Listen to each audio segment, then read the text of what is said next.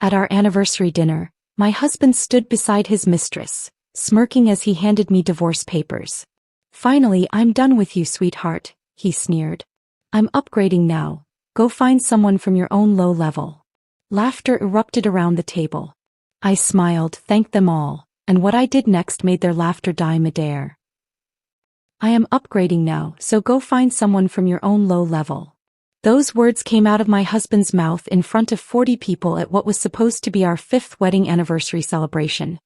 He was standing beside a woman I had never met, holding divorce papers he had just placed in front of me like a restaurant menu, announcing to everyone present that I was being replaced. Before we continue, I want to thank you for being here and sharing stories about strength, strategy, and reclaiming power. If you believe intelligence and patience can triumph over betrayal, please consider subscribing. It helps us reach more people who need these stories. Now let's see how everything unfolds. The room erupted in laughter. His colleagues, his business associates, even strangers who had been invited to witness my public humiliation joined in the entertainment. I sat there in my emerald dress, my hands folded calmly in my lap, and looked at the man I had spent 5 years supporting, building up, sacrificing for. Harrison thought this was his moment of victory. His grand declaration of freedom from a wife he had outgrown. His public claim to a better future with someone younger and prettier standing beside him like a trophy he had just won. What he did not know was that I had been expecting exactly this. Not the specific words or the theatrical cruelty, but the performance itself.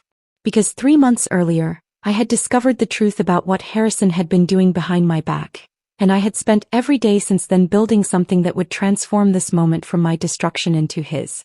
The phone in my clutch purse was connected to the venue's audiovisual system. The attorney seated among the guests was not my yoga friend. The evidence I had compiled over 90 days was about to appear on every screen in this room. And the laughter that currently filled the expensive event space was about to die in a way none of them would ever forget. But to understand how I got to this moment, you need to know how the marriage started. 7 years ago, I met Harrison Whitmore at a marketing conference in Chicago. He had been presenting on commercial property development strategies, standing at the front of a hotel ballroom wearing a navy suit that made him look successful and confident. The way he spoke about building a real estate empire made it sound inevitable rather than ambitious. He talked about the future like it was something he could construct with his bare hands, and I found that vision intoxicating. We went for coffee after his presentation. Then dinner. By the end of that weekend, we had exchanged numbers and made plans to see each other again despite living in different cities. The long-distance phase lasted 6 months before Harrison relocated for a property development opportunity that brought him to my city. He said it was for work, but I liked to believe I was part of the decision. When he proposed 2 years later at an upscale restaurant downtown, I said yes without a moment of hesitation. I believed we were building something together. That marriage meant partnership, mutual support, creating a life that reflected both our dreams and contributions. I threw myself into that partnership with everything I had. Harrison was launching his commercial real estate firm and I became more than his wife. I became his foundation. I introduced him to contacts from my marketing firm, people who trusted my judgment enough to take meetings based solely on my recommendation. Those introductions led to his first major property deal, the one that established his credibility in an industry where reputation determined whether you succeeded or failed. I managed our household so Harrison could focus entirely on building his business. I took on all the invisible labor that kept our lives running smoothly. The grocery shopping and meal planning, the bills and mortgage payments, the coordination with repair people and service providers, the social calendar management that ensured we maintained relationships with people who mattered for his career advancement. I hosted dinners for his business associates, transforming our suburban home into a space where deals could be discussed over wine and carefully prepared meals. I learned to read the room during those gatherings, understanding when to participate in conversation and when to fade into the background. I became skilled at making Harrison look good in front of people whose opinions affected his business prospects. I supported every late night he spent at the office, every risky investment that made our financial situation precarious, every decision that required one of us to sacrifice so the other could advance.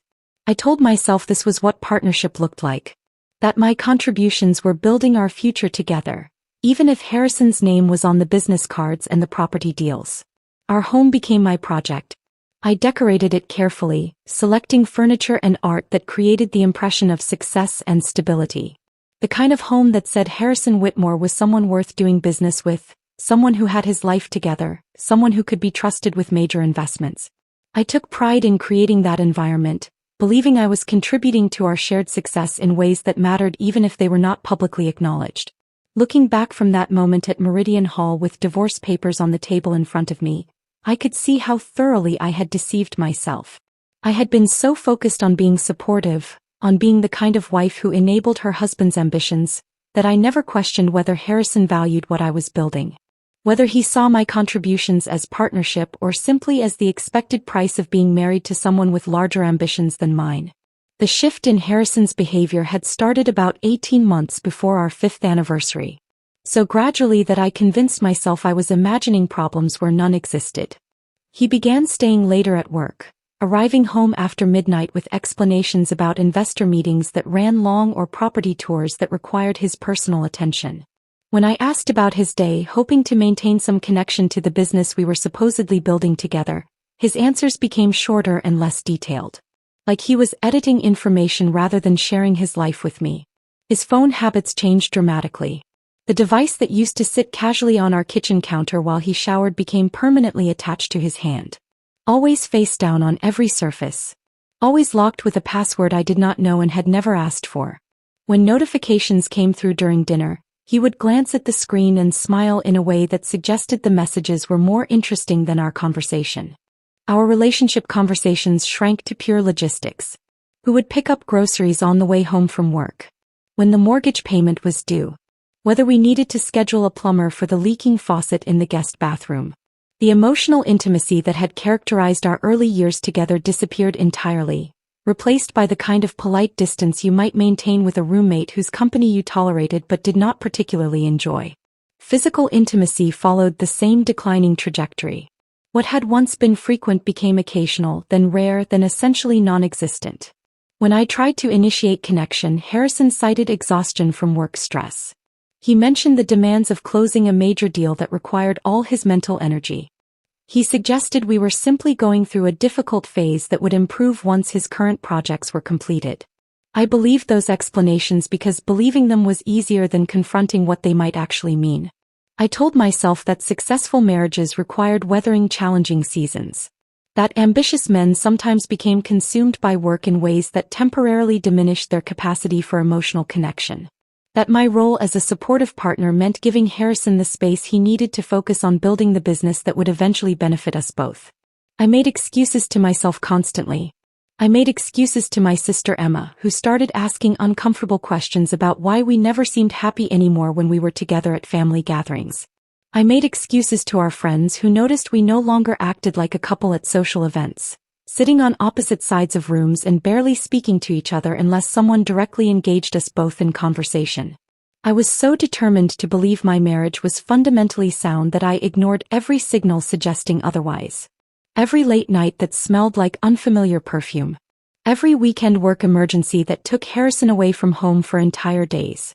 Every unexplained charge on our credit card statements that I noticed but convinced myself had reasonable explanations I simply had not thought of yet. The anniversary invitation arrived 3 weeks before the party, delivered via email on a Tuesday morning while I was getting ready for work. Not as a text message from Harrison.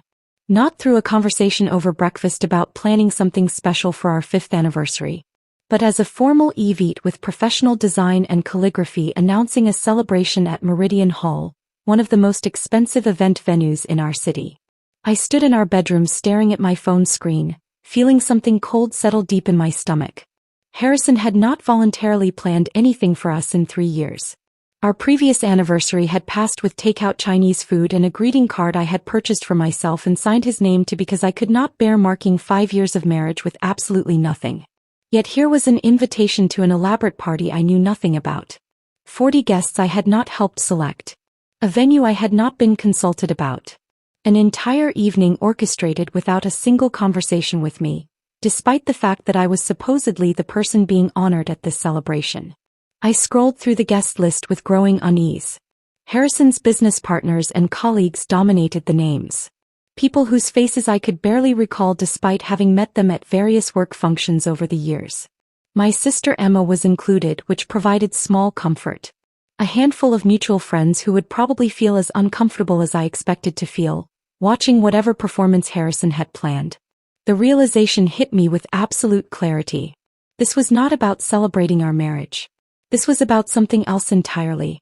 Something that required an audience and formal planning and a venue expensive enough to make an impression on the people Harrison wanted to witness whatever he was preparing to do.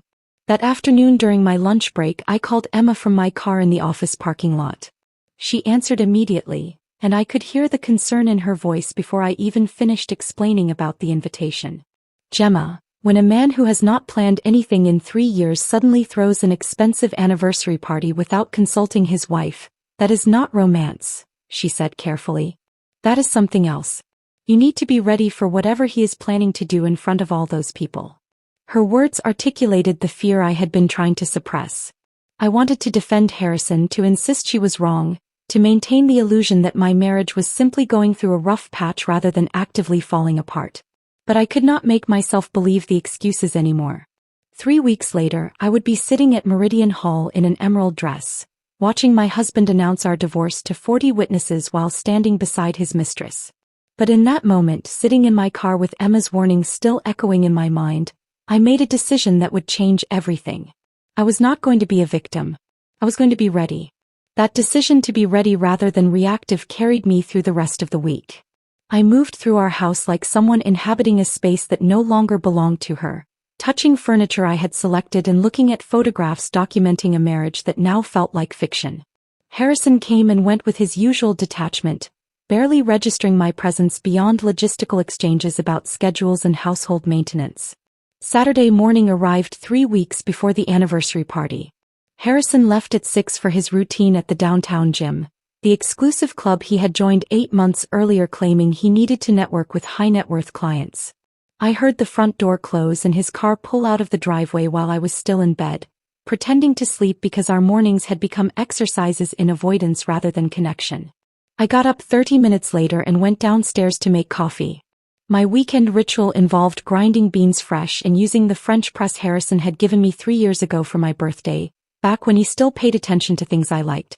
The kitchen was quiet except for the sound of water heating and beans grinding, familiar domestic sounds that felt strange now that I understood how thoroughly the foundation beneath them had cracked. His laptop was sitting open on the counter. Harrison never left his laptop open anymore. Everything had become password protected and private over the past 18 months. His devices treated like classified documents that required constant vigilance. Yet there it sat, screen glowing faintly in the morning light coming through our kitchen windows. I was pouring hot water over the coffee grounds when the notification appeared. A small pop-up in the corner of the screen that I could see clearly from where I stood. My hands stilled on the French press handle as I read the words that made time stop. Weekend away with L. Napa Valley Resort. Confirm reservation. The dates displayed were for next month. Thursday through Sunday. 4 days at the romantic vineyard resort I had been suggesting we visit for 2 years. The place I had bookmarked on my computer and mentioned repeatedly while trying to find something that might restore what had been lost between us. Not with me. Someone who warranted a single initial rather than a full name, suggesting either careful discretion or the kind of casual intimacy where full names became unnecessary between people who knew each other well. I set down the French press with deliberate care, my coffee forgotten as I walked the 3 steps to where his laptop sat open and unguarded. The shower upstairs was still running. Harrison would be occupied for at least another 10 minutes, possibly 15 if he followed his usual routine. I should have closed the laptop, respected his privacy, walked away and convinced myself there was an innocent explanation for what I had seen. But my hands were already moving, already clicking on the notification to open the calendar application fully. The screen filled with entries I had never seen before. Weeks and months of scheduled appointments that told a story I had been refusing to acknowledge even as I lived inside it. Lunch with L appeared every Tuesday and Thursday at noon. Always during hours Harrison claimed to be meeting with investors or touring properties in neighborhoods too far away for me to casually visit. The entries stretched back through weeks of calendar history, a pattern so consistent it was clearly routine rather than occasional. Evening at L's place, populated most Thursday nights. The same evenings Harrison told me he was attending networking events with other real estate professionals, coming home after midnight smelling like wine and cigarettes, explaining he had stayed late to make the right connections with people who could advance his business. I scrolled further back, watching months of my marriage rewrite themselves as I discovered the truth beneath the explanations I had accepted. The Napa Resort reservation was not an isolated romantic gesture. It was part of a pattern stretching back 14 months. 14 months of systematic deception while I had been maintaining our home and planning our anniversary and wondering why I felt so desperately alone in a marriage that was supposed to eliminate loneliness. The earlier entries were more explicit, created before Harrison had apparently learned to use initials for discretion. Dinner with Lila at Harborview. Meet Lila at the Grandmont Hotel. Pick up gift for Lila. Lila. Not an initial anymore but an actual name. A real person who had occupied 14 months of my husband's life while I was being the supportive wife who made sure his shirts were pressed and his mother received birthday cards on time. The shower upstairs turned off. I had maybe 5 minutes before Harrison came downstairs expecting breakfast and the same oblivious wife he had been deceiving for over a year. I opened his email application, my hands moving faster now as adrenaline overrode the shock. The inbox loaded immediately because Harrison had not bothered to log out, confident in his privacy or perhaps just careless in his comfort with deception. The emails from Lila Vaughn were easy to find. They dominated his recent messages, dozens of them exchanged just in the past week. I clicked on the most recent thread and started reading. The messages were worse than the calendar entries because they contained actual words. Emotions expressed in complete sentences. A relationship that existed in detailed exchanges rather than just scheduled appointments. Lila Vaughn was 28 years old according to her email signature. A marketing director at Grandview Hotels, a luxury chain Harrison's company had partnered with for some mixed-use development project downtown. Her professional title sat beneath her name in clean sans serif font, creating cognitive dissonance between her corporate role and the intimate content of her messages to my husband. Cannot wait for Napa, baby. Finally a whole weekend without hiding. I am so tired of pretending we are just colleagues when we are together at work events. I want to be able to touch you without worrying who is watching. Harrison's response had come within minutes. I know, sunshine. Just a few more weeks. After the anniversary thing is handled, everything changes. No more hiding. No more pretending. Just us building the life we have been planning. The anniversary thing.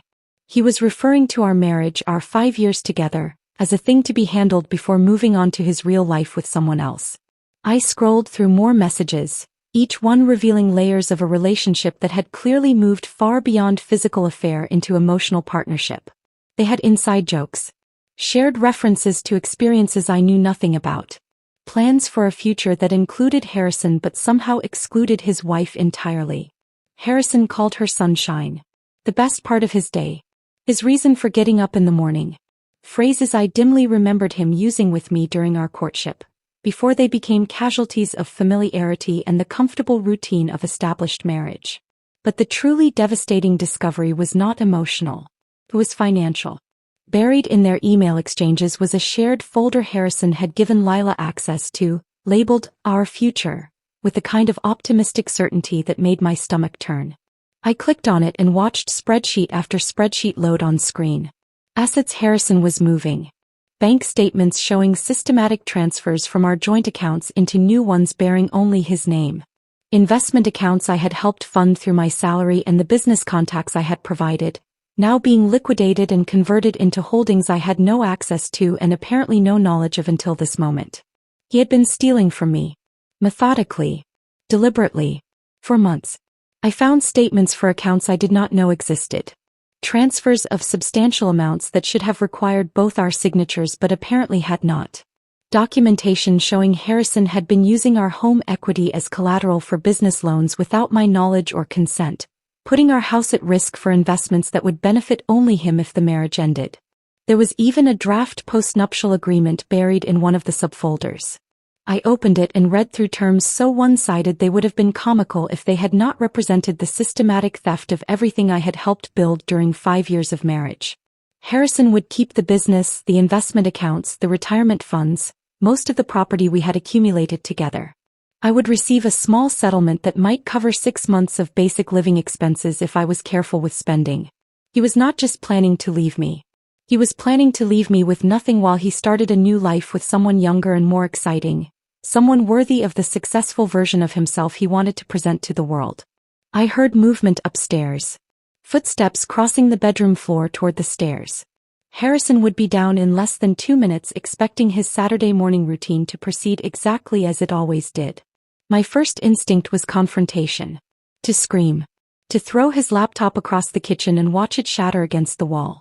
To demand explanations and apologies and some acknowledgement of what he had been doing to destroy us. But something stopped me. Some survival instinct that recognized anger without strategy was just noise. That confrontation without preparation would give Harrison time to hide more assets, delete more evidence, construct more lies that I would have no way to disprove. I pulled out my phone instead. Started photographing everything on his screen with hands that were steadier than they had any right to be. Every calendar entry. Every email exchange. Every financial document showing the systematic transfer of our shared assets into accounts bearing only his name. My hands moved with mechanical efficiency while my mind processed the complete destruction of everything I had believed about my marriage. I created a secure cloud storage account under a pseudonym, using my work email and a password Harrison would never guess. Uploaded every photograph while listening to him move around upstairs getting dressed. Then I closed his laptop exactly as I had found it, notifications still visible on the screen, and returned to making coffee like the previous 10 minutes had not just dismantled my entire understanding of my life. Harrison came downstairs 5 minutes later, hair damp from the shower and gym clothes bundled in his arms. He was humming something under his breath, looking relaxed and satisfied in a way I had not seen in months. "Good workout?" I asked, my voice remarkably normal considering what I had just discovered. "Great," he said, leaning in to kiss my forehead with the same casual affection you might show a moderately appreciated household pet. "Sorry I am running late though. Can you wrap those eggs to go?" I wrapped his breakfast in foil and handed it to him along with a travel mug of coffee I had poured while he collected his things. Watched him grab his laptop without noticing anything amiss. Waved as he headed out for another Saturday at the office that probably involved Lila rather than actual work. The door closed behind him. His car started in the driveway. I stood alone in our kitchen with cold coffee and the weight of knowledge I could not unknow. Then I sat down at our kitchen table, opened my own laptop, and began researching divorce attorneys who specialized in financial fraud within marriages. The search for divorce attorneys who specialized in financial fraud took me down a rabbit hole of legal websites and consultation forms that all blended together after the first dozen. I needed someone who understood that this was not just about ending a marriage but about recovering assets that had been systematically stolen and preventing Harrison from controlling the narrative of our separation. Catherine Ross's name appeared repeatedly in online reviews and legal forums discussing complex divorce cases involving hidden assets. Her website was professional but not flashy, featuring testimonials that read like victory reports from women who had been in situations similar to mine. One review in particular caught my attention. Catherine recovered money my ex-husband swore no longer existed and made him pay for trying to hide it. I called her office Monday morning from my car, parked in a grocery store lot 3 blocks from my workplace because I could not risk anyone from my office overhearing this conversation. The receptionist who answered had the kind of efficient professionalism that suggested she fielded calls from desperate women regularly and knew how to assess urgency. "I need a consultation about divorce involving financial fraud," I said, keeping my voice steady despite how strange the words felt coming out of my mouth. "How soon can you come in?" she asked without hesitation. "As soon as possible. Tomorrow afternoon at 2. Bring any documentation you have. Bank statements, emails, photographs, anything that supports what you are telling me." Tuesday afternoon found me walking into a steel and glass building downtown that screamed expensive legal expertise from the marble lobby to the elevator panels. Catherine's office occupied the 14th floor, and when I stepped off the elevator into a reception area decorated in calming neutrals, I felt simultaneously out of place and exactly where I needed to be. Catherine Ross was in her mid-40s, impeccably dressed in a charcoal suit that probably cost more than my monthly salary. Her handshake was firm, her office organized to the point of intimidating, and when she gestured for me to sit in her conference room, I noticed she had already pulled up a notepad and recording device. "Tell me everything," she said simply. I showed her the screenshots on my phone. Walked her through the calendar entries and emails. Explained the financial documents I had discovered showing systematic asset transfers. By the time I finished, 40 minutes had passed and Catherine had filled several pages with notes in handwriting so precise it looked typed. "Your husband," she said, looking up from her notepad with an expression that somehow managed to be both sympathetic and predatory, "is both dishonest and sloppy. That combination will be his downfall." She asked questions for another 30 minutes, drilling into details about our financial situation, the timeline of when things changed, whether I had noticed any other suspicious behavior. Then she leaned back in her chair and outlined what would happen next.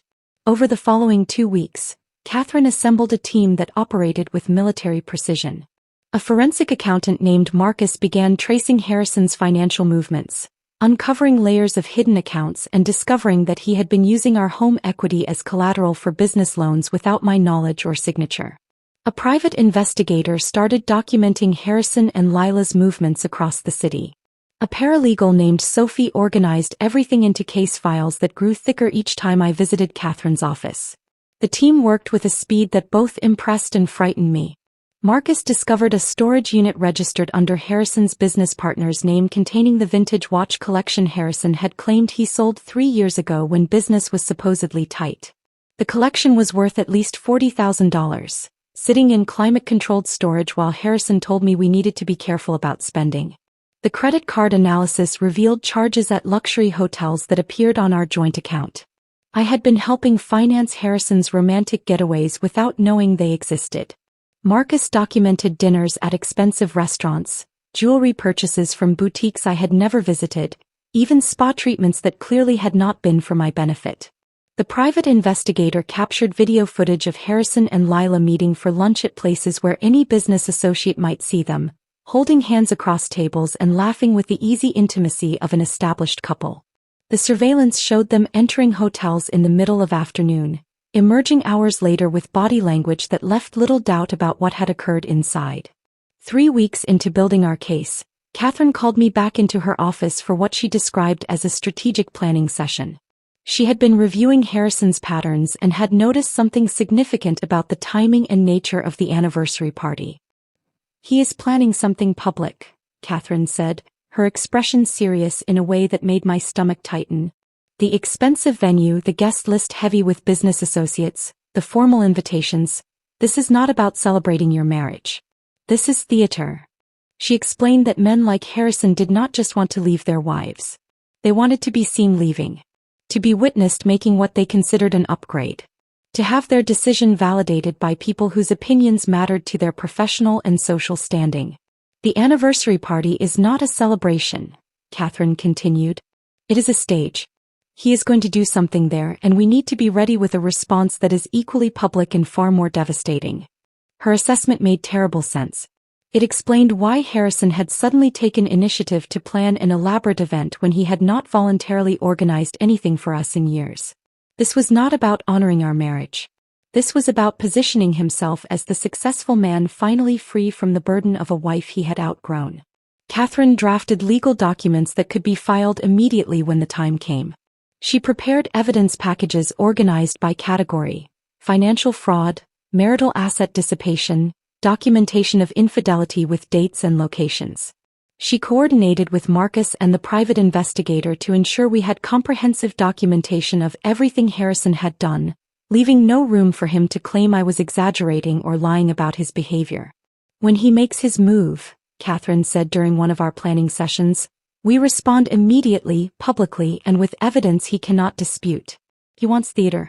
We will give him theater. But our version ends very differently than the script he has written."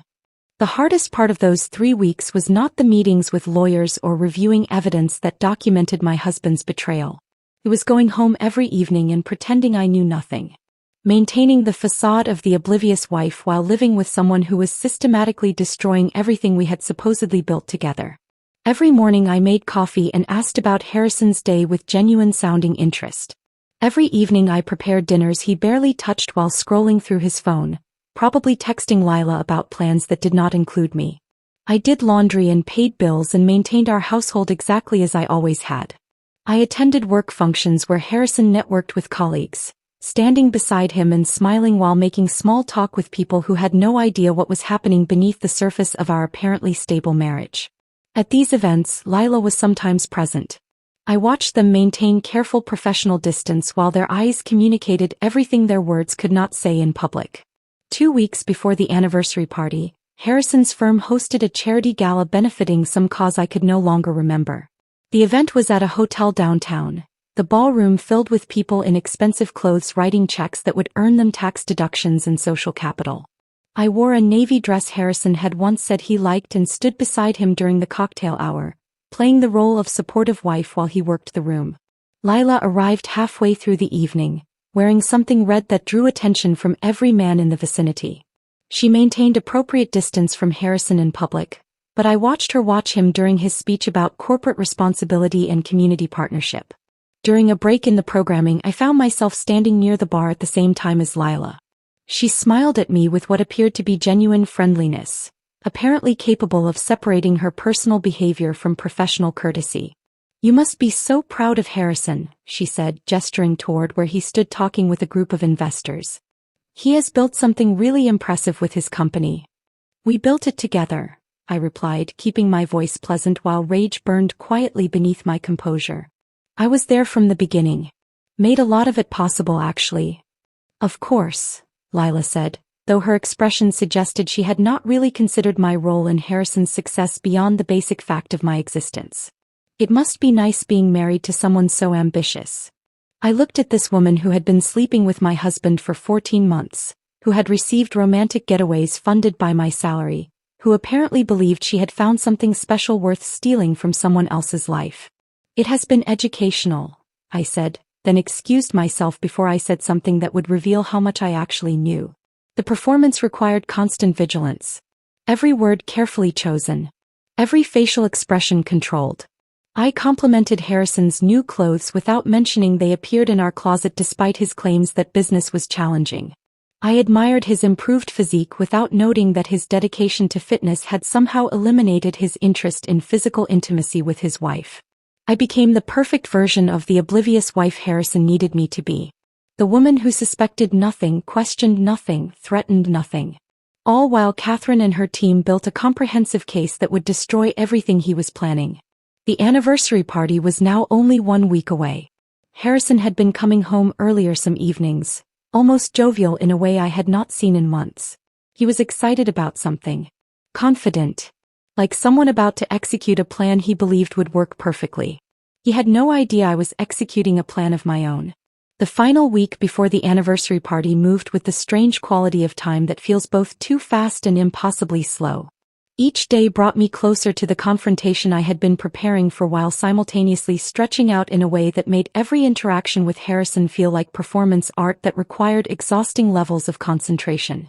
Tuesday evening Harrison came home at 6, which was unusual enough that I looked up from the kitchen counter where I was preparing dinner with genuine surprise. He had not arrived home before 8 on a weeknight in months, and seeing him walk through the door while the sun was still visible felt disorienting. "Thought I would actually have dinner at home tonight," he said, loosening his tie and heading straight for the bourbon decanter on the sideboard in our dining room. He poured himself 2 fingers and settled into his chair at the table with the air of someone making a deliberate choice to be present rather than someone who actually wanted to be there. I brought over the pasta I had been making and sat across from him. We ate in silence for several minutes before Harrison cleared his throat.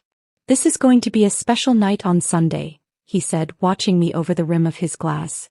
"Really special. I invited everyone important. Your sister is coming, right?"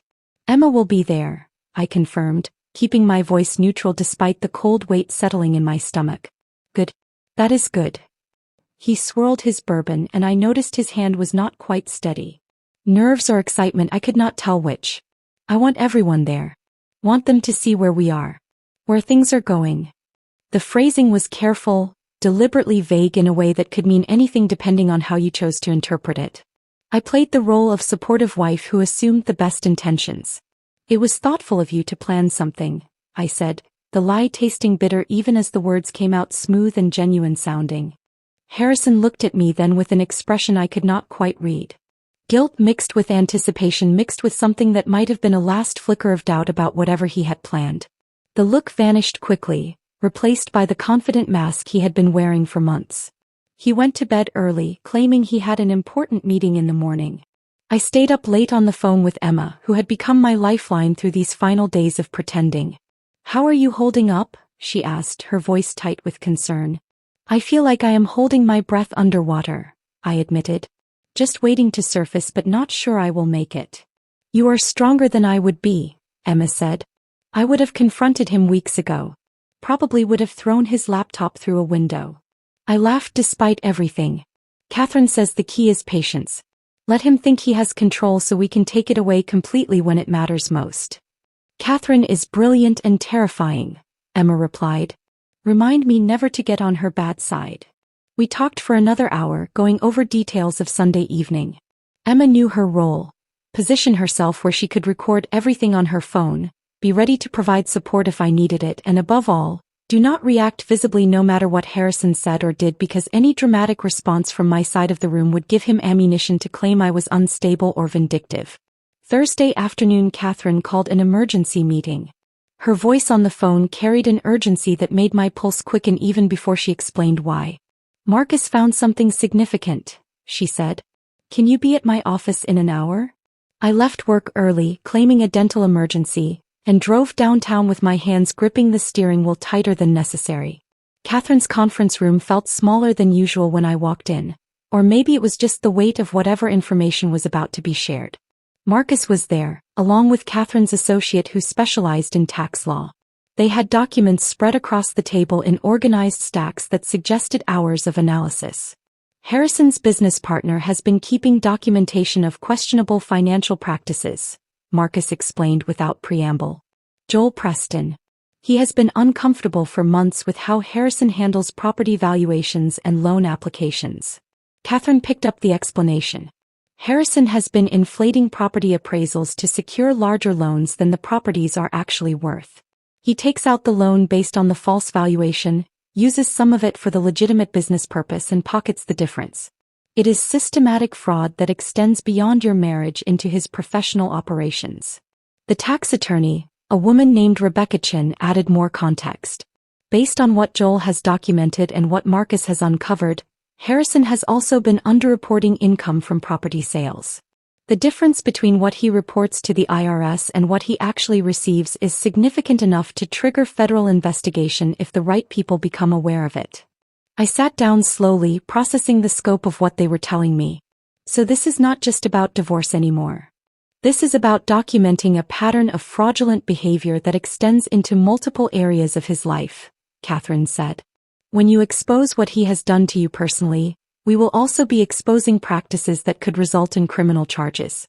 Joel is willing to provide testimony if necessary, but he wants legal protection for himself since he was technically aware of some of these practices even if he did not participate in them." "Can you arrange that?" I asked. "Already in process," Catherine replied. "Rebecca has contacts at the IRS who will be very interested in this information. We have drafted a formal complaint with enough detail to trigger an investigation, but we are holding off on filing it until after Sunday." "Why wait?" "Because timing matters," Catherine explained. "If we file before the party, Harrison might get wind of it and change his plans. We need him to proceed with whatever he has orchestrated for Sunday evening. We need him confident and exposed. Then we hit him with everything at once. The personal betrayal, the financial fraud within your marriage, and the professional misconduct that threatens his entire business." The scope of what we were building felt overwhelming. This had started as documentation of an affair and asset concealment. Now it encompassed potential federal crimes and the destruction of everything Harrison had built professionally. "You need to leave no room for doubt," Catherine said, reading my expression accurately. "No space for him to claim you are a vindictive ex-wife exaggerating the truth. When you reveal what he has done, it needs to be so thoroughly documented that nobody, not his colleagues, not his business partners, not even his lawyers, can question the evidence." Friday afternoon I picked up the emerald dress I had ordered 2 weeks earlier from a boutique downtown. The silk was beautiful, the cut flattering in a way that made me feel powerful rather than decorative. Emma had come with me for moral support, and we were heading back to my car when my phone buzzed with a text from Harrison. "Wear something nice tomorrow. I want you to look good for our guests." I showed the message to Emma, who actually threw her own phone across the interior of my car in frustration. "He is unbelievable. He is going to publicly divorce you and he wants you to dress up for it." "That is exactly what I need," I said, surprising myself with how calm I sounded. "His arrogance is what makes this work. He is so confident I will comply with his expectations even as he destroys our marriage that he cannot imagine I might have plans of my own." Emma retrieved her phone from where it had landed near the passenger side floor mat. "You are terrifying when you are strategic. Remind me never to cross you." That evening Harrison worked late again, or claimed to. I sat alone in our living room with a glass of wine, going through the evidence one more time on my laptop. Photographs of Harrison and Lila at restaurants. Video footage of them entering hotels. Financial documents showing systematic theft. Email exchanges revealing a relationship that had lasted 14 months while I was supporting his career and maintaining our household. My phone buzzed with a notification from an unknown number. The message was short and devastating in its casual confidence. "Tomorrow is going to be perfect. Finally I can stop hiding. L." The text was clearly meant for Harrison. Lila had somehow gotten my number confused with his in her contacts. An easy mistake when two people's names were stored sequentially in a phone. She was excited about tomorrow. About whatever public declaration Harrison had planned. About finally stepping into the role she had been playing in secret for over a year. I forwarded the screenshot to Catherine without adding any comment. Her response came within minutes. "Perfect. Keep that. We can use it." Saturday evening arrived with the quality of a Last Supper. Harrison came home early again, poured bourbon for both of us without being asked, and actually sat with me in our living room instead of disappearing into his office. "I have been thinking about us," he said after several minutes of silence. I waited, letting him fill the quiet with whatever carefully constructed statement he had prepared.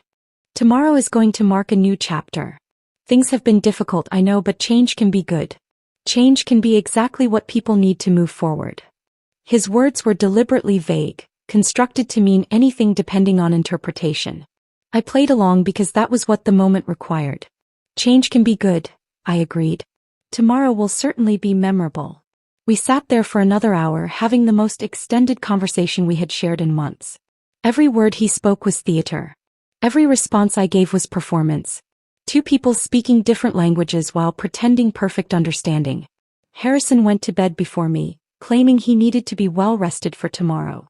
I sat alone in our living room finishing my bourbon and thinking about how tomorrow night would be the last time he slept in this house as my husband.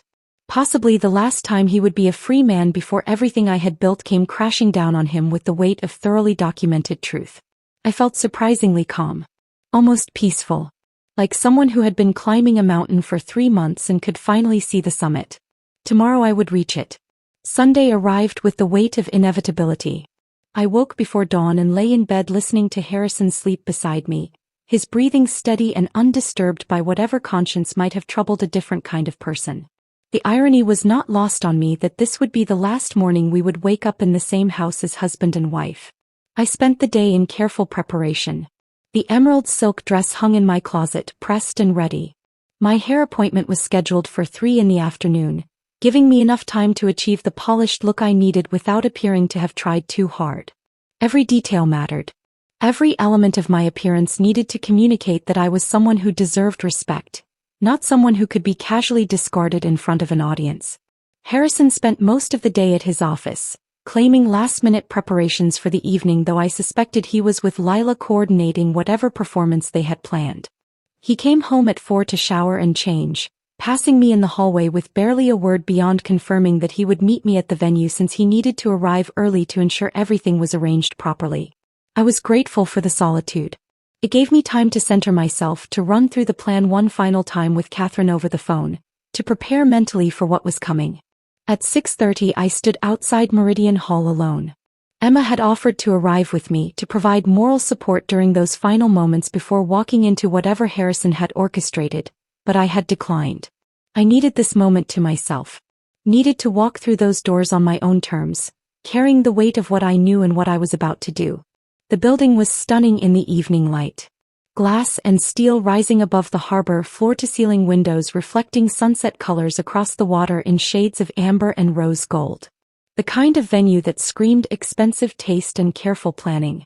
Harrison had spared no expense, which was ironic considering the expense came from accounts that legally belonged to both of us. I checked my phone one final time. Catherine had texted an hour ago confirming she was already inside, positioned among the guests as my supposed friend from yoga class. Marcus was parked nearby in case we needed additional documentation beyond what Emma would capture. Everything was in place. Every piece of the counter-strategy we had built over 3 months was ready to deploy. I took a deep breath that did nothing to settle the adrenaline coursing through my system. Smoothed the emerald silk of my dress. Checked my reflection in the building's glass exterior and saw a woman who looked far more composed than she felt. Then I walked through the entrance with my head high and my expression carefully neutral, every inch the devoted wife arriving to celebrate her anniversary, completely unaware that her marriage was about to end in front of 40 witnesses. The first thing I noticed was Lila. She stood beside Harrison near the entrance to the main event space, greeting guests as they arrived like this was her party, her celebration, her right to play hostess at an event supposedly honoring my marriage. The audacity was breathtaking. She wore red. A dress that probably cost what I earned in 2 months, the kind of designer piece that communicated wealth and taste in equal measure. Her hair was styled in loose waves that looked effortlessly romantic but had probably required hours with a professional stylist. Her makeup was flawless, camera-ready, perfect for whatever photographic documentation Harrison expected this evening to generate. She looked like success. Like youth. Like everything I apparently was not in Harrison's estimation of what he deserved. Harrison saw me before I reached them. His expression shifted through several emotions in rapid succession, too quickly for me to identify each one individually. Surprise maybe, or guilt, or possibly just the discomfort of seeing someone you are about to publicly destroy looking unexpectedly composed and beautiful. Gemma, he said, my name sounding foreign in his mouth after months of casual disregard. You look beautiful. Thank you, I replied with perfect politeness. The venue is stunning. You did an excellent job with the planning. I turned to Lila and extended my hand with the same gracious courtesy I would show any hostess at an event. I do not believe we have been formally introduced. I am Gemma. She took my hand with a smile that contained sympathy. Actual pity for the woman she had been betraying for 14 months. Lila Vaughn. It is lovely to finally meet you properly. Finally. As though we had been circling each other for years rather than existing in the same spaces while she conducted an affair with my husband. Lovely to meet you as well, I said, releasing her hand and moving past them into the event space before either could read anything in my expression beyond polite friendliness. The room was filling rapidly with guests. Harrison's business associates dominated the crowd, men and women I recognized from various work functions over the years. Several mutual friends had arrived. People who would soon need to choose sides in whatever aftermath followed tonight. My sister Emma was already positioned near the head table, her phone resting casually beside her water glass in a way that looked natural but was carefully calculated. Catherine stood near the bar talking to someone I did not recognize, playing her role as my yoga friend perfectly. She caught my eye briefly and gave the smallest nod of acknowledgement before returning to her conversation. Everything was in place. Everyone was positioned exactly where they needed to be. Dinner began at 7. We were seated at a long table positioned in the center of the room for maximum visibility, 40 guests arranged in carefully planned seating that separated me from Harrison by the entire table's length. I sat at one end like a guest at my own anniversary celebration while Harrison held court at the other end with Lila beside him. Her hand touched his arm repeatedly throughout the meal. Small gestures of proprietary familiarity that made several guests visibly uncomfortable. People noticed. People always notice when something is inappropriate, even if they choose not to acknowledge it directly. The food was expensive and beautifully presented. 5 courses of tiny portions arranged on plates like edible art. I could not taste any of it. My entire focus was on Harrison, on waiting for whatever performance was coming, on preparing myself to execute the response Catherine and I had planned. Conversations around me were superficial.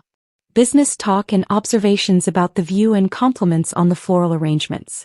I participated with polite engagement that looked like normalcy while my mind ran through every step of what was about to happen. Between the fourth and fifth courses, I noticed Emma pull out her phone and position it on the table with the screen facing toward Harrison's end of the room. Recording mode activated, though the angle looked casual enough that no one would question it. Catherine did the same from her position several seats down, both phones capturing different angles of whatever was about to unfold. Then Harrison stood. The room went quiet immediately with the kind of attention successful men command without effort. "Thank you all for celebrating this special evening with us," he began, his voice carrying across the space with practiced confidence. Every word was precisely delivered, clearly rehearsed. 5 years ago I made a commitment. Tonight I want to acknowledge that commitment and where it has brought me. I watched his face. Saw the satisfaction there. The confidence of someone who believed he was finally taking control of his life, freeing himself from a burden he had outgrown. "Marriage teaches you what you really want," he continued, looking directly at me across the length of the table. "What you actually need. What you are willing to settle for versus what you deserve." Several guests shifted uncomfortably. The atmosphere in the room was changing, people beginning to sense this was not a typical anniversary toast. "Gemma has been exactly what I expected when we married. Supportive, reliable, present." He made those qualities sound like criticism. Like failures disguised as compliments. Like I had somehow disappointed him by being exactly what a partner should be. But I have grown beyond what I was 5 years ago. My business has expanded. My vision has evolved. And I have found someone who matches where I am now, not where I was then.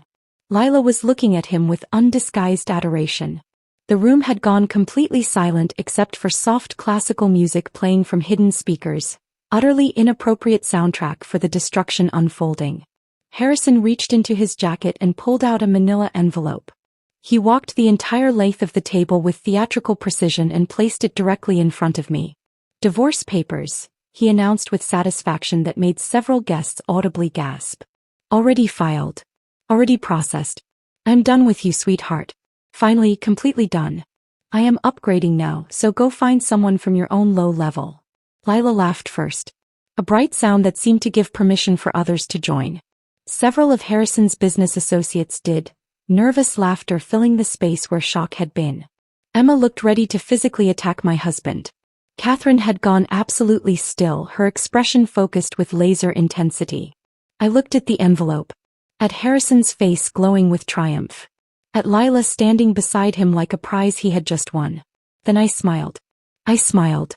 Not a sad smile or a broken smile, but something genuine that came from a place of calm certainty I had not accessed in months. The laughter in the room faltered slightly. Harrison's expression flickered with confusion because this was not the script he had written. I was supposed to cry. To beg. To make a scene that validated his decision and made him look like the reasonable party finally escaping an inadequate wife. I picked up the manila envelope slowly, deliberately. Opened it with hands that were steadier than they had any right to be given the adrenaline coursing through my system. The divorce papers inside were exactly as expected. Already processed and filed as Harrison had announced. Everything designed to make this moment irreversible and public. I read through the first page with the kind of careful attention you might give a restaurant menu. Then I looked up at Harrison with an expression I had been practicing for weeks in front of my bathroom mirror. "Thank you," I said quietly. But in the silence that had fallen over the room, my voice carried perfectly to every corner. "Truly, thank you for this gift." Harrison's confidence wavered visibly. This was not the response he had anticipated. Several guests exchanged confused glances, uncertain about what was happening or how they were supposed to react. I stood, smoothed the emerald silk of my dress with deliberate care, and reached into my clutch purse. My phone emerged, held in a way that made several guests lean forward with curiosity about what I might do next. "Since we are sharing important documents tonight," I said, my voice steady and carrying across the room with unexpected authority, "I have something too. A little anniversary surprise of my own." I had arranged access to the venue's audiovisual system that afternoon, claiming I wanted to prepare a sentimental photo montage as a surprise for Harrison. The staff had been helpful, even showing me how to connect wirelessly to the large screens positioned around the room. My phone connected on the first attempt. The screens flickered to life. What appeared was not a sentimental photo montage celebrating marital happiness. It was Catherine's carefully edited video compilation, opening with simple text on a black screen. What Harrison did while Gemma planned their anniversary. The soundtrack was dramatic and cold. Something classical that made the entire production feel like a documentary rather than personal revenge. I had left the music selection to Catherine, who had chosen perfectly. Then came the photographs Marcus had captured over 3 weeks of surveillance. Harrison and Lila entering hotel rooms in the middle of afternoon. Timestamps were visible in the corner, showing dates and times that corresponded exactly with hours Harrison had told me he was touring properties or meeting with investors. Harrison and Lila having lunch at expensive restaurants. His hand on hers across white tablecloths. Their body language unmistakably intimate in ways that transcended professional interaction. Harrison and Lila at his exclusive gym working out side by side. Video footage showed them leaving together, getting into her car, driving to her apartment building. Text message screenshots appeared next. Conversations where Lila called him, "my future," and Harrison responded with promises about their life together once he handled the Gemma situation. The footage was damning not just because it proved infidelity. It showed a relationship conducted in public places where anyone might have seen them. It suggested either remarkable arrogance or complete confidence that I would never discover the truth. The room was absolutely silent except for the music and the sound of my video playing across multiple screens. Every guest was forced to watch from whatever angle was closest to them. There was no escaping it. Harrison's face had gone from triumph to shock to something approaching horror. He was watching his private relationship exposed in front of everyone he had invited to witness my humiliation. The irony was not lost on me, and I suspected it would not be lost on him either once the initial shock wore off. Lila had gone pale, one hand pressed to her mouth as though she might be sick. But the photographic evidence was only the opening act. The video transitioned smoothly to financial documents. Bank statements showing Harrison's systematic transfer of assets from our joint accounts to ones bearing only his name. Spreadsheets detailing the liquidation of investments I had helped fund through my salary and business connections. Credit card charges for hotels and romantic dinners and jewelry, all charged to our shared accounts. The screens displayed documentation of the storage unit containing his vintage watch collection he had claimed was sold years ago when business was tight. The hidden accounts he had opened using our home equity as collateral without my knowledge. The draft postnuptial agreement so one-sided it demonstrated either legal incompetence or complete contempt for my contributions to our marriage.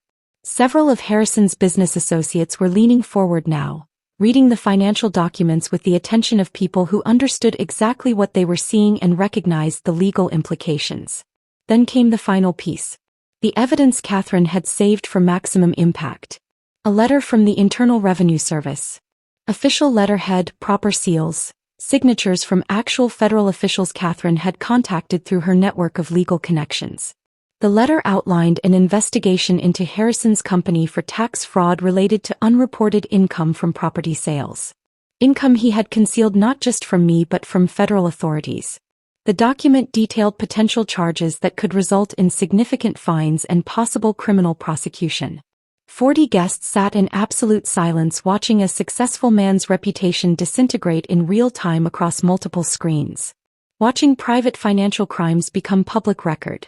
Watching what they had thought was a simple divorce announcement transform into evidence of systematic betrayal and fraud that extended far beyond marital misconduct. When the screens finally went dark, the silence was total. Broken only by the sound of someone crying. Lila, I realized. Her mascara was running in dark streams that destroyed her carefully constructed appearance. Her face had crumpled as she understood that her career and reputation had just been demolished along with Harrison's. I walked the length of the table slowly, deliberately, holding a second set of papers I had been carrying in my purse all evening. Harrison stood frozen, unable to speak or move. His face had gone from its earlier flush of triumph to a pale shade that suggested genuine shock. You wanted to upgrade, I said, looking directly at him. My voice was quiet but it carried in the silence. But you forgot that intelligence is not measured by age or appearance. It is measured by strategy.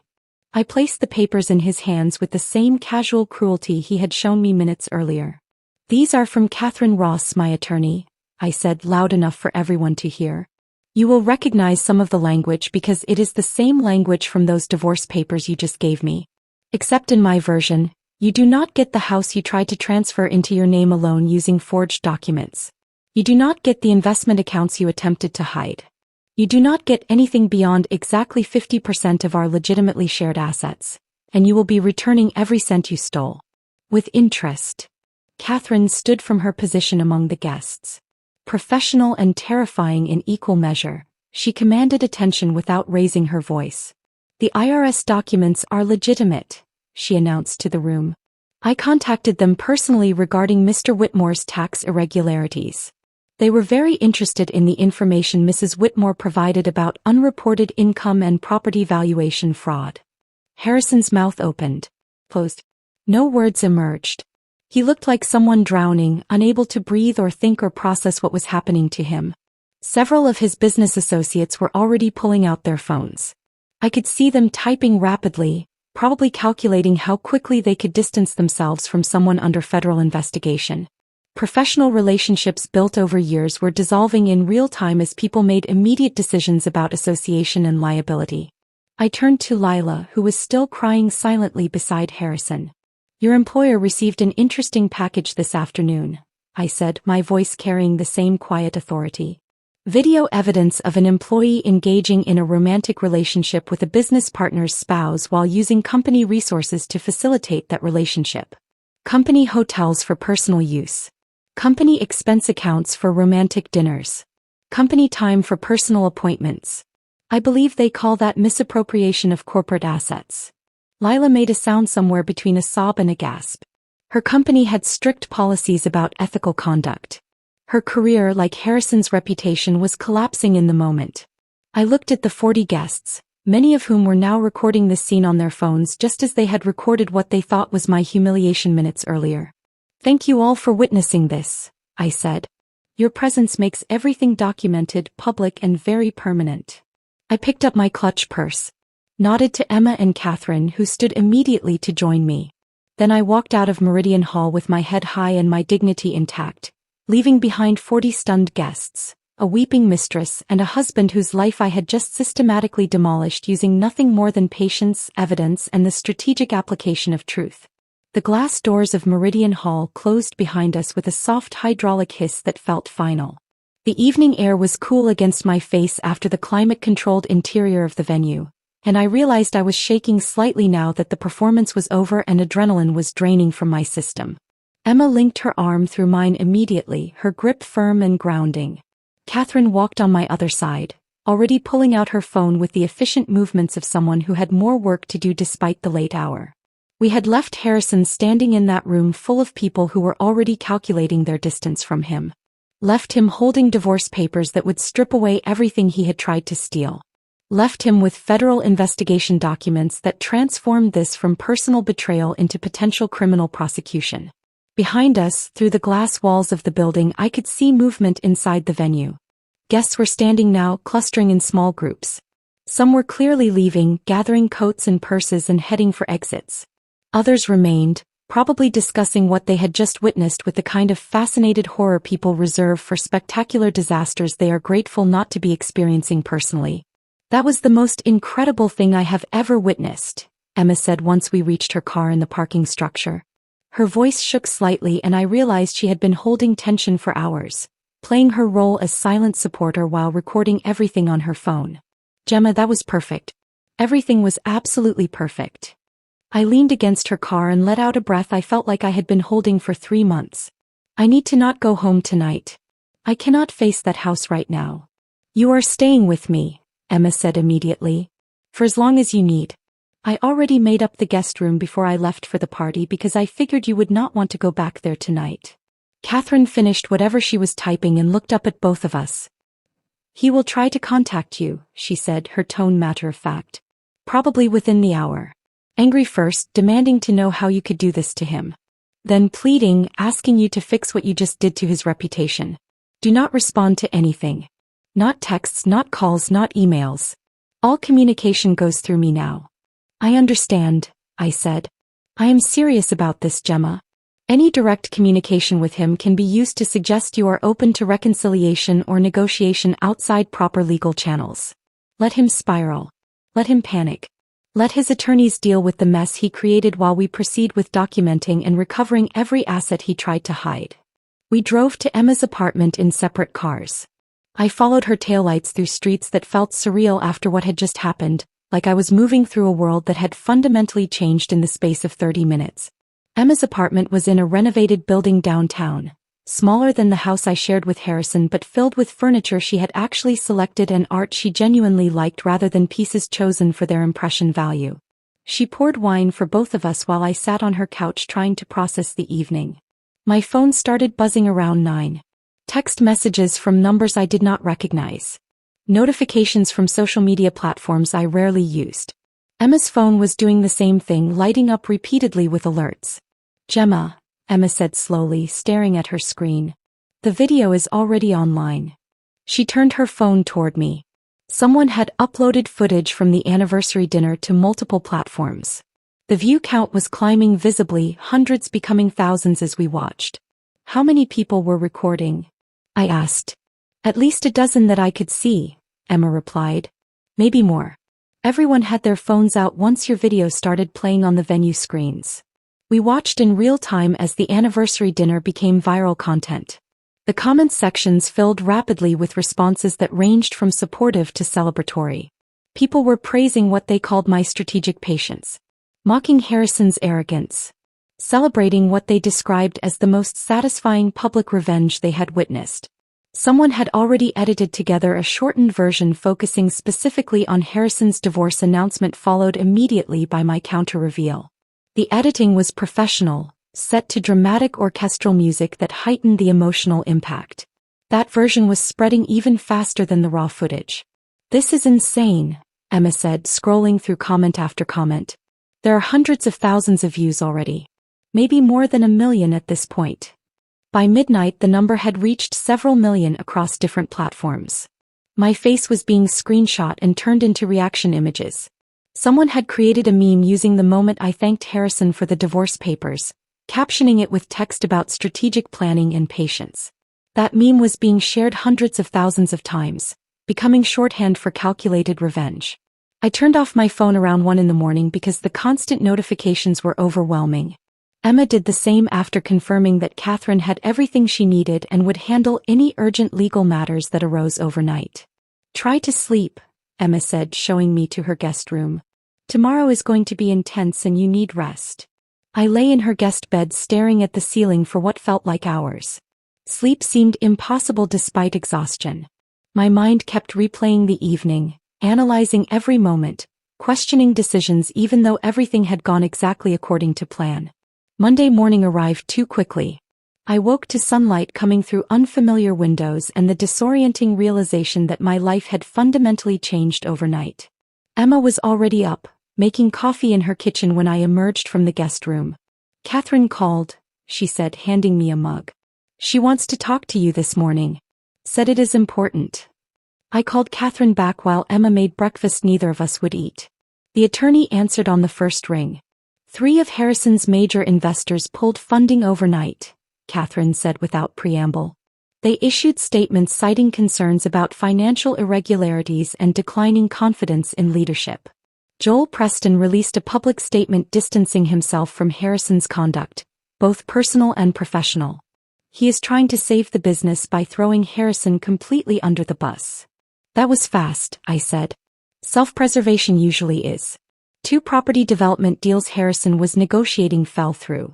The clients do not want association with someone under federal investigation.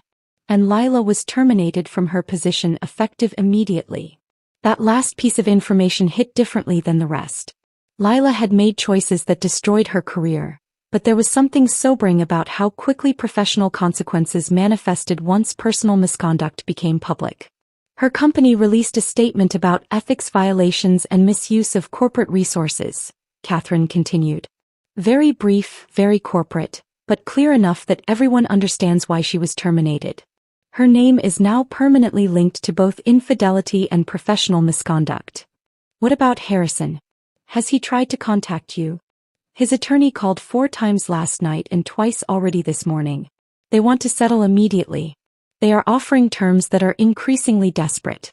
Each offer is worse for him than the previous one because they understand his position is deteriorating rapidly. What do you recommend? Reject everything until we have completed comprehensive asset valuation. We need to know exactly what exists and what you are entitled to before we negotiate anything. The longer we wait, the weaker his position becomes. His business is collapsing. His reputation is destroyed. Federal investigators are beginning their inquiry. He has no leverage and every incentive to settle quickly before things get worse. How much worse can they get? That depends on what federal investigators find. If the property valuation fraud is as extensive as Joel's documentation suggests, Harrison could face significant fines and potentially prison time. The tax evasion alone is serious. Combined with the fraud, he is looking at consequences that extend well beyond divorce and business failure. We talked for another 20 minutes about legal strategy and next steps. Catherine had already filed formal responses to Harrison's divorce papers, asserting claims to all marital assets and demanding full financial disclosure. She had contacted forensic accountants to begin comprehensive valuation of everything Harrison owned or controlled. The process would take weeks, possibly months, but Catherine was confident we would recover everything he had tried to hide plus compensation for his dissipation of marital assets. When I hung up, Emma was reading something on her laptop with an expression that was half shock and half amusement. News websites are covering this, she said, turning the screen toward me. Not just gossip sites. Actual news outlets are writing about the viral video. They are calling it a case study in strategic response to betrayal. The article she showed me analyzed the anniversary dinner from multiple angles. The planning required. The evidence gathering. The public nature of both Harrison's announcement and my response. There were quotes from legal experts discussing the implications of documenting and exposing marital misconduct in such a comprehensive way. My phone, which I had turned back on that morning, was filled with missed calls and messages. Most were from numbers I did not recognize. A few were from acquaintances and distant friends who had apparently seen the video and wanted to express support or shock or curiosity about what had happened. 3 messages were from Harrison. The first was angry, demanding to know how I could destroy him like this. The second was pleading, asking me to call him so we could discuss what happened like reasonable adults. The third was threatening, suggesting I would regret making his personal life public and that his attorneys would ensure I paid for the damage I had caused to his reputation. I showed them to Emma, who read through all 3 with increasing disgust. Do not respond, she said firmly. Catherine was right. Let him spiral. I deleted the messages without replying. Whatever Harrison was experiencing now was consequence, not injustice. He had orchestrated a public humiliation designed to destroy me while elevating himself. The fact that his plan had backfired so completely was result of his own choices, his own arrogance, his own absolute confidence that I would never discover what he was doing or be capable of responding effectively. The rest of Monday passed in a blur of phone calls and legal consultations and moments of sitting quietly in Emma's apartment trying to process how completely my life had transformed in less than 24 hours. By evening, the viral video had been viewed tens of millions of times across multiple platforms. My face was recognizable now to strangers who had never met me but felt entitled to opinions about my marriage and my choices and whether public revenge was justified or excessive. I sat on Emma's couch that night with a glass of wine I was not drinking and realized that despite everything, despite the viral attention and the legal battles ahead and the complete destruction of the life I had been living, I felt something I had not experienced in 18 months. Relief. Relief settled over me that Monday evening in Emma's apartment, but it was complicated relief. The kind that comes with recognition that while one chapter had ended, the aftermath would require navigation through territory I had never experienced before. The divorce proceedings began formally the following week. Catherine filed comprehensive responses to Harrison's papers, asserting claims to every marital asset and demanding full financial disclosure with documentation requirements that would take his attorneys weeks to compile. The process was methodical and exhausting, involving depositions and document production and endless meetings in Catherine's conference room reviewing financial statements and property records. Harrison's attorney tried multiple approaches to expedite settlement. Each offer was more desperate than the last, reflecting his client's deteriorating position as business partnerships dissolved and federal investigators expanded their inquiry into his financial practices. Catherine rejected every proposal, insisting we would not negotiate until we had complete understanding of every asset Harrison owned or controlled. The proceedings took 3 months to finalize. Judge Margaret Chin, a woman in her early 60s with a reputation for no-nonsense adjudication of complex marital disputes, presided over our case with efficiency that suggested she had seen variations of this story countless times throughout her career. Harrison's attorney attempted to argue that the viral video had created prejudice that made fair proceedings impossible. That public opinion had turned so decisively against his client that objective evaluation of asset division could not occur. Judge Chin shut down that argument with a single sentence that Catherine would later tell me she wished she could frame. Your client damaged his own reputation through systematic fraud and public cruelty. Mrs. Whitmore simply documented the truth. The settlement was everything Catherine had promised and more. The house remained mine through sole ownership since Harrison's attempt to transfer the title without my knowledge or consent was legally void, making me the legitimate owner of property we had purchased together but that he had tried to steal. The investment accounts were divided exactly in half based on their actual value rather than the diminished amounts Harrison had claimed existed after hiding substantial portions. Retirement funds were split according to proper legal formula rather than Harrison's preferred version where he kept everything and I received minimal compensation for 5 years of marriage. Every cent Harrison had transferred to his personal accounts came back with interest calculated from the date of each fraudulent transaction. The vintage watch collection he had hidden in a storage unit was sold at auction, the proceeds divided and contributing to my settlement in a way that felt particularly satisfying given how many times he had claimed those watches were sold during periods when he insisted we needed to be careful with spending. Catherine even recovered compensation for money Harrison had spent on Lila. The hotel rooms and romantic dinners and jewelry purchases, all charged to our shared accounts, were classified as dissipation of marital assets. Harrison was required to reimburse me for his affair expenses, effectively making him pay twice for the relationship that had destroyed our marriage. The final settlement amount was substantial enough that I could pay off the remaining mortgage on the house and still have significant savings, financial security I had not experienced in years while Harrison was systematically stealing from accounts I had helped build. But I did not keep the house. The building held too many memories of a marriage that had slowly suffocated me. Instead, I sold it and used the proceeds to move into a penthouse apartment in the Arts District downtown, a space that felt like liberation made physical. 8 months after the anniversary dinner, I stood in my new apartment with floor-to-ceiling windows overlooking the harbor. Meridian Hall was visible in the distance, glass walls reflecting afternoon sunlight. The venue had become a landmark in my personal geography, the place where I had reclaimed my life and demonstrated that quiet patience could be more devastating than dramatic confrontation. I decorated the space according to my own taste rather than compromising with someone else's preferences or selecting pieces designed to impress business associates. Art I genuinely liked rather than art that looked expensive. Furniture that served function and provided comfort rather than making statements about success and status. My career had transformed in ways I never anticipated. The marketing firm I worked for promoted me to creative director 3 months after the video went viral.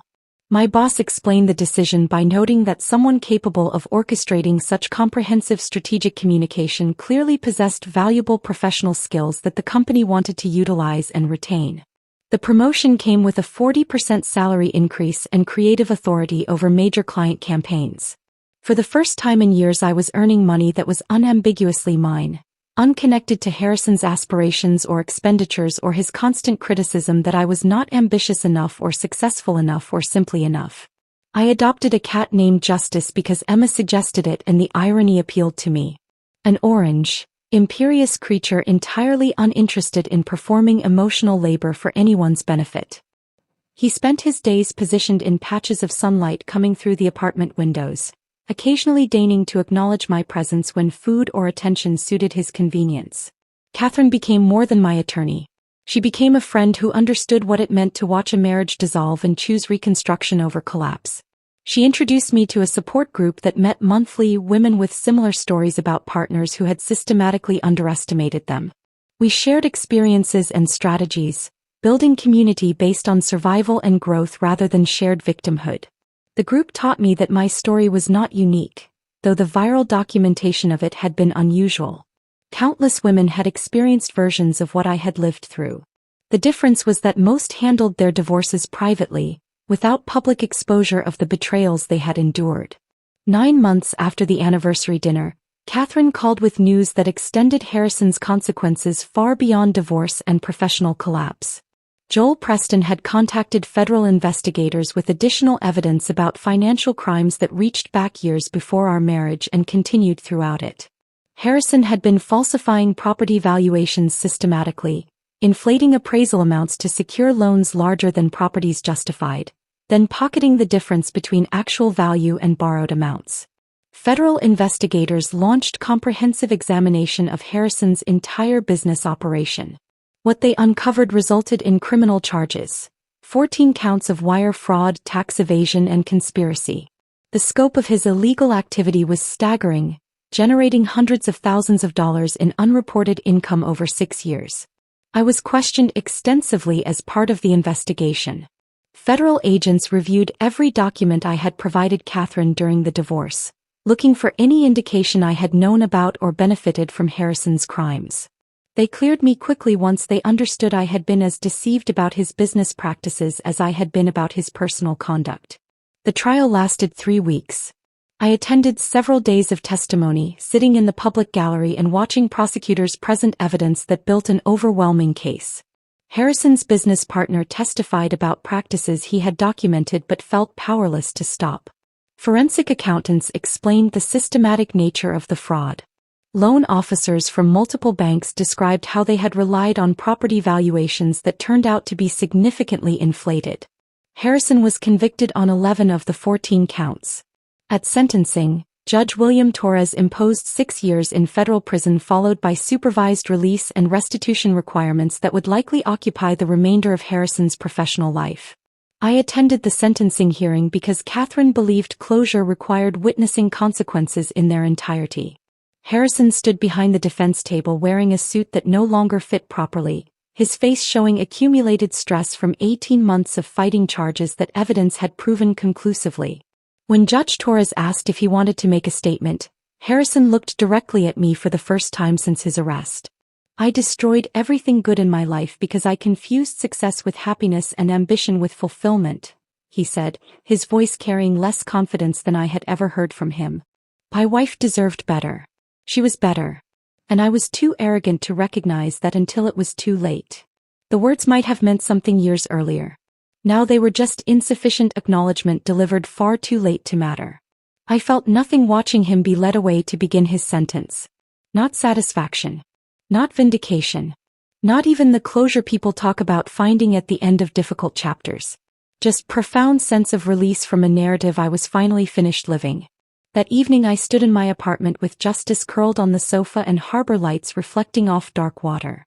I understood something fundamental that had taken months to fully grasp. Revenge had never been about destroying Harrison. It was about refusing to be destroyed by him. About documentation rather than confrontation. Strategy rather than emotion. Patience rather than impulse. Harrison had wanted to upgrade. What he actually did was trade partnership for performance. Someone who knew him completely for someone who knew only the version he performed for public consumption. The real upgrade had been mine. From wife defined by marriage to woman defined by choices. From someone who absorbed criticism about inadequacy to someone who recognized that inadequacy belonged to the person delivering judgment rather than receiving it. The anniversary dinner video still circulates occasionally on social media, resurfacing whenever someone compiles examples of public accountability or strategic response to betrayal. I no longer feel exposed by it. Instead, it has become a permanent reminder that quiet people are not weak people. They are simply waiting for the right moment to demonstrate exactly how dangerous underestimation can be. If this story of calculated justice and strategic revenge kept you captivated from beginning to end, show your support by hitting that like button right now. My favorite moment was when Gemma calmly thanked Harrison for the divorce papers before revealing the comprehensive evidence that would destroy everything he had built. What was your most satisfying moment in this story? Share your thoughts in the comments below. Do not miss more powerful stories of resilience, justice, and triumph over betrayal. Subscribe and hit that notification bell so you are notified the instant we upload new content.